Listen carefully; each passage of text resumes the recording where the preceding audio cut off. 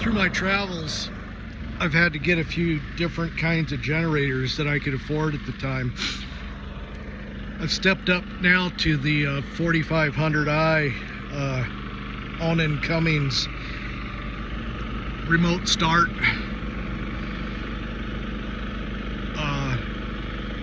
inverter generator. They're pretty damn quiet.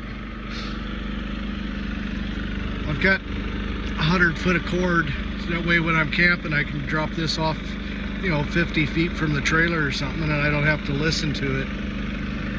That's my cook stove and my cast iron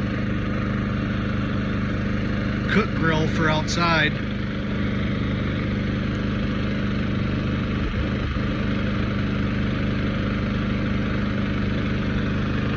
These things are pretty bitchin'.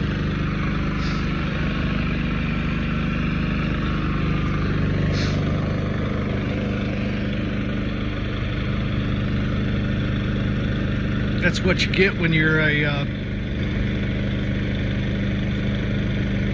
nomadic type traveler without a home, and you save your money.